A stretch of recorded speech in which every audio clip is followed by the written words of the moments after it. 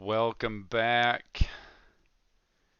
It's May 11th. We're going to go look at the S&P 500. So here's how the day went. Pretty big range. Call it 50-ish points in the RTH, just a little bit more than that. And let's break down.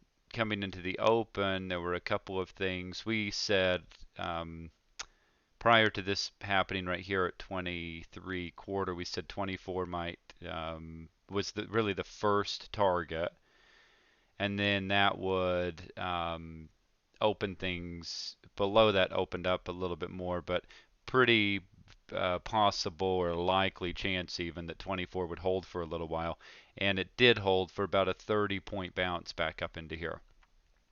So you can see the high of the day was just a couple of points above the KP over here, and then came really ripping off of that.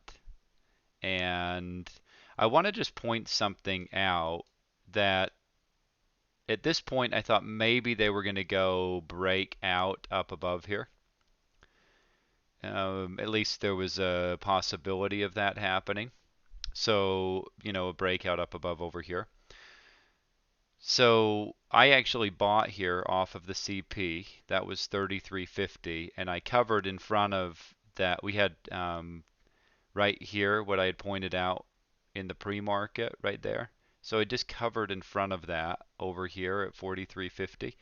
So bought here at 33.50 and covered here at 43.50. That was an easy 10 points in just, I don't know how long it was, 2, 3, 4 minutes maybe at the most. Probably wasn't even that long. And so I'm pointing that out to you not to get accolades for the trade, but so I can tell you that this is it. This is what this could be your whole day. That's all you need to do. Buy there, sell there, you're done. Okay? So if you find something that you're good at and you just do it, I mean, you could have sold here at 36 and covered at 27. I mean, this was a 10 point. This was 10 points. It went from 36.75 to 26. So you could have gotten 10 points out of that one.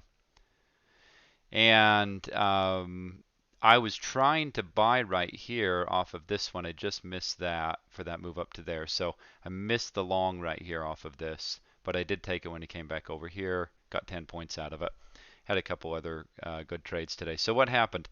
If you go way back into last week, we said that if they didn't hold that, remember we had 41.40 quarter, and they came down and they hit the low at 41.40 quarter, and then that ended up, it was actually 41.40 half is what the low of the day was. But we said much lower than that, probably put 4100 area back on the table. So things change a bit over time, of course. So here's today. There's 4104 half is the prediction point, and the low of the day 0375. So 3 ticks through that prediction point, and then that held. So over, these are trades. What I'm always looking for is this kind of thing, where the market blows through these prices but didn't come back up and retest it. So I like trading where the market's going to come back up and retest these. So I like that kind of trade. So this is the kind of trade I would like. Getting long off of here or long off of here. I like when we move up through a level and come right back to it. This is the thing I've said in the recent past that I'm working on getting better at these. But I love how quickly these move usually out of here. So that's like a 13-point trade, and it just happens so fast. So, those are good ones right there. So what happened the rest of the day? Pretty lackluster. There's the end of the day. Came back up, a tick in front of the KP. So I mean, there's just so many different opportunities here throughout the day. And I said yesterday, you really just need one good trade. So here is the today, if you look at it today, there's a lot that you could have done.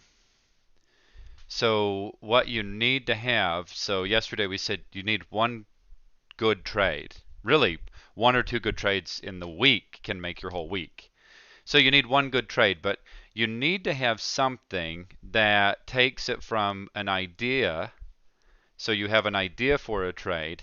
You need a process to validate the idea. Now, that could be confirmation. You could wait for something in the price action. And I'm not going to give you the answer right now. I'm just saying you are going to need to have some kind of, you got to have some kind of something that moves you got to move it from an idea, you have a trade idea, to, okay, I'm executing on the trade idea. And so if that means price action, let me break down what I mean for you on a 2-minute chart.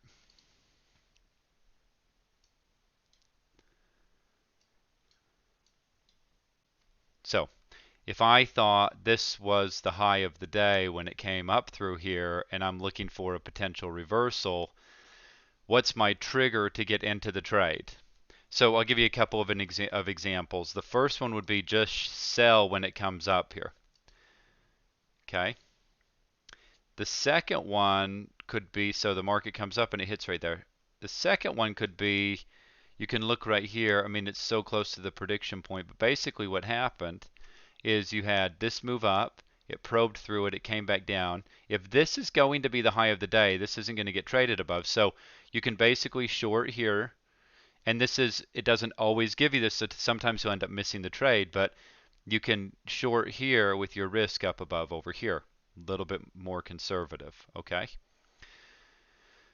If you look at on the other side down here, so market came down here, you go, okay, maybe that's the low for right now, and we're going to go back up higher. This is where I told you I actually ended up buying and then taking profit up here, and then it came right back through it. I bought it when it came down and just touched here. I had a limit order. If you waited, you wouldn't have gotten as good of a price. So you can wait for confirmation if you like. You want to see the price reacting, but the price is going to typically react anyway. So in a lot of cases, you're better in a case like this to just put the trade on and then get this move, get some kind of this reaction, because you're likely going to get this reaction anyway, and then you can reassess. So there's a number of things that we could say about what the tip of the day. So here's the pro trader tip of the day. You need something that's the signal for you to get in the trade. Okay, so you need to have 1 or 2 good trades in the week to make your week. And then you need to identify what are the parameters, or what happens, what takes it from an idea to an actual trade that you can execute. So if you wait, you want confirmation, okay, you're going to pay a little bit for that. It means when you win, you won't win as much, and when you lose, you'll lose a little bit more. Okay, so there's a price for that.